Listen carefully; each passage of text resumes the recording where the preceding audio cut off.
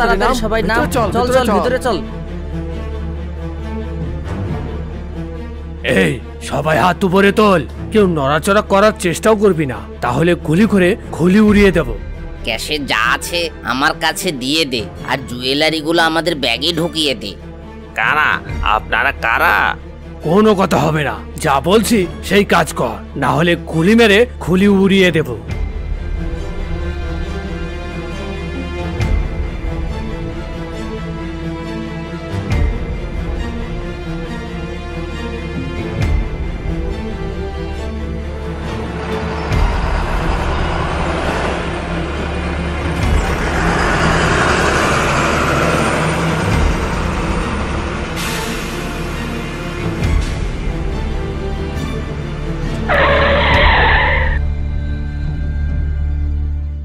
এভাবে ছোট ছোট দোকান ডাকাতি করে আমাদের পোষাবে না, এখন একটা ব্যাংক ডাকাতি করতে হবে।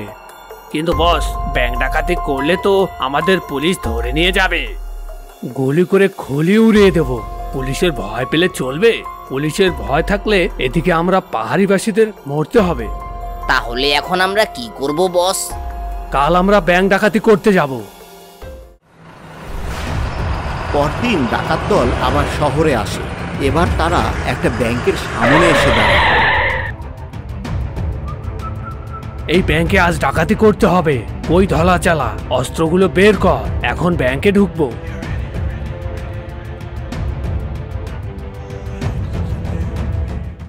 মুহূর্তের মধ্যে বন্দুক নিয়ে ডাকাতরা ব্যাংকে ঢুকে পড়ে। বন্দুক উঁচু করে কালু ডাকাত গর্জে ওঠে। সবাই উপরে হাত তোলো, কেউ নড়াচড়া করবে না। লকার খোল আর টাকা পয়সা সব নিয়ে এসে বস্তায় ভরে দে, নইলে গুলি করে খুলি উড়িয়ে দেব। এখনই দিচ্ছি। প্রাণের মায়ায় ব্যাংকের লোকেরা টাকা পয়সা সব বস্তায় ভরে দেয়। ডাকাতরা বস্তাগুলো কাঁধে নেয় আর যাওয়ার সময় তাদেরকে হুমকি দিয়ে বলে, আমাদের পিছু পিছু কেউ বের হবি না, নইলে গুলি করে খুলি উড়িয়ে দেব।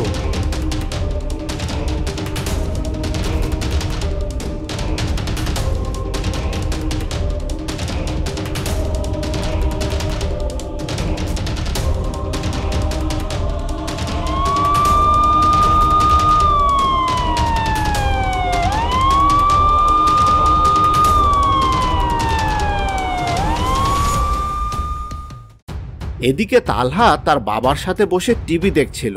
তখন টিভিতে একটা ব্রেকিং নিউজ চলে আসে। এইমাত্র পাওয়া খবর, পাহাড়ি ঢাল থেকে একদল ডাকাত শহরে এসে একটি ব্যাংক লুটপাট করে নিয়ে গেছে। এতে 50 কোটি টাকা ও স্বর্ণালঙ্কার খোয়া গেছে। দীর্ঘদিন শান্ত থাকার পরও পাহাড়ি ডাকাতদের লুটপাটের ঘটনা আবারও শুরু হয়েছে। সবাই নিরাপত্তাহীনতায় ভুগছে। বাবা, ওরা কি অনেক ভয়ঙ্কর? ডাকাতরা আমাদের মতোই রক্তে মাংসে করা মানুষ। অনেক সময় হয় কি, পাহাড়িদের সংখ্যা কম হওয়ায় তাদের আন্দোলন সরকার আমলে নেয় না, তারা অনেক কিছু থেকে বঞ্চিত হয়ে যায়। তখন তাদের মধ্যে কেউ কেউ নৈরাজ্য সৃষ্টি করে। সেই রাতে টিভি দেখা শেষে তারা ঘুমিয়ে পড়ে, কিন্তু তালহার মাথায় বিষয়টি ঘুরছিল।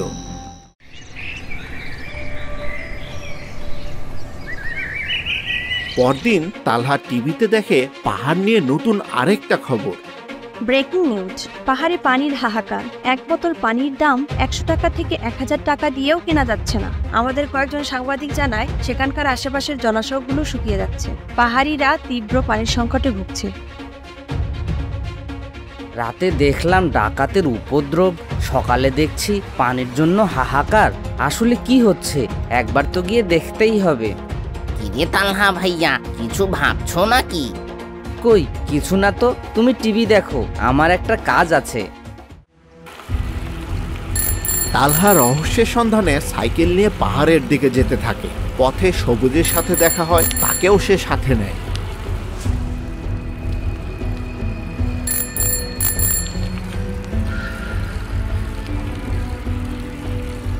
তুই খাওয়া কমাতে পারিস না? এত ওজন নিয়ে সাইকেল চালানো যায়? কি করবো, খেতে বদলে শুধু খেতেই ইচ্ছে করে আর খেতেই ইচ্ছে করে।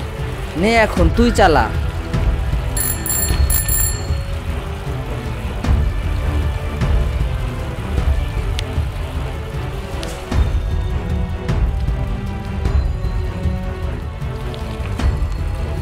পাহাড়ের পথ উঁচু নিচু হওয়ায় সাইকেল চালাতে তাদের বেশ কষ্ট হচ্ছিল। একসময় তারা পাহাড়ের পথ দিয়ে নির্জন জায়গায় সেই হ্রদের কাছে চলে আসে। এ কি দেখছি, এখানে তো কোনো পানি নেই, একেবারে শুকনো কাঠ হয়ে আছে।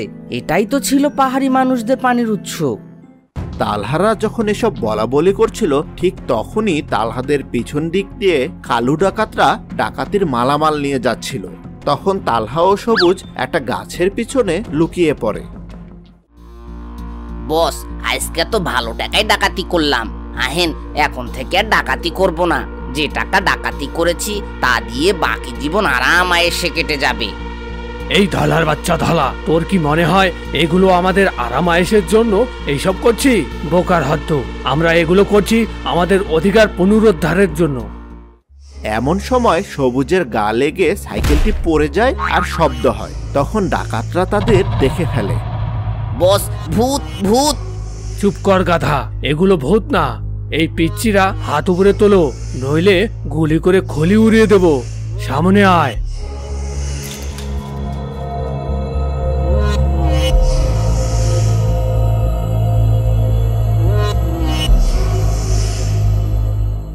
এরপর ডাকাতরা তালহা ও সবুজকে বেঁধে তাদের সাথে করে গ্রামে নিয়ে যায়।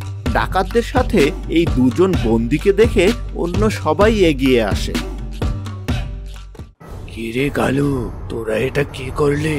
বাচ্চাদের ধরে এনেছিস?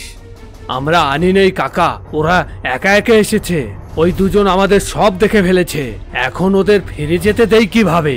এখন থেকে ওরা আমাদের এখানেই বন্দি থাকবে, সবার কাজকর্ম করে দেবে, আর বড় হলে আমাদের সাথে ডাকাতি করবে। তোমরা এইটুকু ছোট বাচ্চা কি করতে এনেছো এখানে? কে তোমাকে পাঠিয়েছে? আমাদেরকে কেউ পাঠায়নি। আমরা খবরে দেখলাম পাহাড়ে পানির সংকট দেখা দিয়েছে, আবার ডাকাত দল শহরে ডাকাতি করে পাহাড়ে আশ্রয় নিচ্ছে। কিন্তু আমার বাবা বলেছিল ডাকাতরাও আমাদের মতোই মানুষ, তাই দেখতে আসলাম ঘটনা কি। তোমার বাবা ঠিকই বলেছে, আমরাও মানুষ। তোমাদের কাছে যারা ডাকাত, আমাদের কাছে তারা হলো স্বাধীনতাকামী সংগ্রামী যোদ্ধা। স্বাধীনতাকামী সংগ্রামী যোদ্ধা? আমাদের দেশ তো স্বাধীন। স্বাধীন দেশেও আমরা সবাই স্বাধীন না, আমরা সবাই সমান অধিকার পাই না। শোনো তাহলে, সমতলে তোমরা সহজেই পানি পাও, কিন্তু পাহাড়ে তেমন থাকে না। আমাদের পানির একটাই উৎস ছিল, যেখানে পানি আসতো পাহাড়ি উঁচু ঢালের ঝর্ণা থেকে। কিন্তু আমাদের প্রবল বাধার সত্ত্বেও পাহাড়ের উঁচু সেই অংশে সান্যাল গ্রুপ অফ ইন্ডাস্ট্রি সরকারের থেকে লিড নিয়ে সেখানে একটা প্রজেক্ট করে, পানিতে বাঁধ দেয়। পাহাড়ের উপর থেকে আমাদের দিকে সে পানি আসতো, সেটা বন্ধ করে দেয়, আর আমাদের এখানে চরম পানির সংকট দেখা দেয়। নদী বা ঝর্ণার প্রবাহিত পানি আটকানো অন্যায়, তোমরা বাধা দাওনি? দিয়েছিলাম, কিন্তু আমরা তো সংখ্যায় অল্প এবং নিরস্ত। আমাদের কথা বিদেশি সান্যাল গ্রুপও শোনে না, সরকারও শোনে না। তাই আমরা ডাকাতি করে অর্থ সংগ্রহ করেছি। সেই অর্থ দিয়ে আমরা অস্ত্র কিনব এবং দখলদারদের দখল মুক্ত করব। আমরা আমাদের পানির ধারা ফিরিয়ে আনব। অস্ত্র দিয়ে যুদ্ধ করলে দুই পক্ষেরই মানুষ হতাহত হবে, সাধারণ মানুষও মারা যেত। এর চেয়ে তোমরা অন্যভাবে যুদ্ধ করতে পারো, যাতে কেউ হতাহত হবে না, কেউ তোমাদেরকে সন্ত্রাসী বলবে না, আবার তোমরা দুর্বল হয়েও সবলের বিরুদ্ধে রুখে দাঁড়াতে পারবে। সেটা কিভাবে? দাঁড়াও, তোমাদেরকে বুঝিয়ে বলি। মনে করো তুমি একজন কৃষক, তুমি জমিতে আলু চাষ করলে, কিন্তু তোমার আলু যদি কেউ না কেনে, তাহলে কি হবে? আমার উৎপাদিত পণ্য যদি বাজারে বিক্রি না হয়, তাহলে তো আমি টাকা পাবো না। টাকা না পেলে আমি পরের বার আবার বীজ কিনবো কিভাবে? আমরা শ্রমিক নিয়োগ করতে পারবো না, আমাদের চাষাবাদ বন্ধ হয়ে যাবে, আর চাষাবাদ বন্ধ হয়ে গেলে আমাদের সংসার চালাবো কিভাবে? হ্যাঁ, ঠিক এটাই। এই বিদেশি কোম্পানি সান্যাল গ্রুপের অনেক ধরনের বাণিজ্য আছে আমাদের দেশে। তাদের বহু পণ্য আমাদের বাজারে আছে, যেমন ধরো সাবান, ক্রিম, তেল, কাপড় ইত্যাদি, আরও কত কিছু। আমরা যদি সেগুলো না কিনি, তাহলে তাদের পণ্য বিক্রি হবে না, আর পণ্য বিক্রি না হলে তারা আর টাকাও পাবে না। টাকা না পেলে তাদের মূল কোম্পানিগুলো বন্ধ হয়ে যাবে, তখন তারা সাধারণ মানুষের কথা শুনতে বাধ্য হবে। বাহ, দারুণ তো, তোমার তো অনেক বুদ্ধি। দাদু, এই দন্যে তো সবাই ওকে তালহাদা গ্লেদ বলে ডাকে। আচ্ছা, মানুষ তো আমাদেরকে ডাকাত জানে, তাহলে কেন তারা আমাদের পণ্য বর্জন আন্দোলনে অংশগ্রহণ করবে? আপনারা আগে সব লুটের জিনিস ফিরিয়ে দিন এবং সেখানে সবাইকে জানান কিভাবে শান্তিপূর্ণভাবে সবাই মিলে পণ্য বর্জনের মাধ্যমে একটা অন্যায়কে প্রতিরোধ করা যায়। এটা ঠিক, জনগণ সবসময় মানবতার পাশেই দাঁড়ায়। এরপর পাহাড়ের জনগণ সবাই একসাথে হয়ে নিচে নেমে এলো। তারা ব্যাংকের লুট করা টাকা ফেরত দিয়ে দিল। মুহূর্তের মধ্যেই বিরল এই ঘটনার নিউজ চারদিকে ছড়িয়ে পড়ল। তারা তাদের সাথে ঘটা অমানবিক ও বঞ্চনার বর্ণনা দিল। দেশের মানুষকে তাদের পাশে দাঁড়াতে আহ্বান জানালো। সন্ধ্যা হতে না হতেই সামাজিক মাধ্যমে এই নিউজ ভাইরাল হয়ে গেল। সবাই সেই বিদেশি কোম্পানি স্যান্নাল গ্রুপের পণ্য বয়কট করা শুরু করলো। প্রথম দিকে মনে হচ্ছিল এই নীরব আন্দোলন হয়তো সফলতার মুখ দেখবে না, কিন্তু দিনে দিনে জনমত বাড়তে লাগলো। দোকানগুলোতে স্যান্ডাল গ্রুপের প্রোডাক্ট পড়ে থাকলো, কেউ আর কেনে না। কোম্পানি তখন প্রোডাক্টে বিশাল বিশাল ডিসকাউন্ট দিল, কিন্তু মানুষ তাও তাদের পণ্য কিনলো না। এভাবে 1 মাস 2 মাস যেতে না যেতেই তৃতীয় মাসে এসেই সেই হাতির মতো বিশাল বিদেশি কোম্পানির দশা নিংটি দূরের মতো হয়ে গেল। স্যান্নাল গ্রুপের মতো আরো বড় বড় যারা কোম্পানি ছিল তারাও বুঝে গেল যুগ পাল্টে গেছে। সাধারণ জনগণের বিরুদ্ধে কিছু করলে এখন তারা নীরব বিপ্লব ঘটিয়ে দিবে। তাই সবাই তারা সতর্ক হয়ে গেল। পাহাড়ের উপর পানি বাঁধ দেওয়ার সেই অবৈধ প্রজেক্ট বন্ধ করলো। তারা তাদের ন্যায্য অধিকার ফিরে পেল। পাহাড় ও সমতলের সবাই আবার মিলেমিশে সুখে শান্তিতে বাস করতে থাকলো। তো বন্ধুরা, কেমন লাগলো আজকের গল্পটি? ভালো লাগলে এখন একটি লাইক দিয়ে দাও এবং আমাদের চ্যানেলটি সাবস্ক্রাইব করে না থাকলে জলদি সাবস্ক্রাইব করে নাও। আর এই হলো গত পর্বের উত্তরদাতাদের থেকে সৌভাগ্যবান 3 জন। বন্ধুরা, আজকের জন্য তোমাদের কাছে কুইজ থাকছে। বলো তো দেখি, তালহা সহ দেশবাসী কি আন্দোলনে অংশগ্রহণ করেছিল? তোমাদের উত্তরগুলো কমেন্ট বক্সে জানিয়ে দাও। সেখান থেকে সৌভাগ্যবান 3 জনের নাম দেখানো হবে পরবর্তী পর্বে। সেই পর্যন্ত সবাই ভালো থেকো। Bye bye.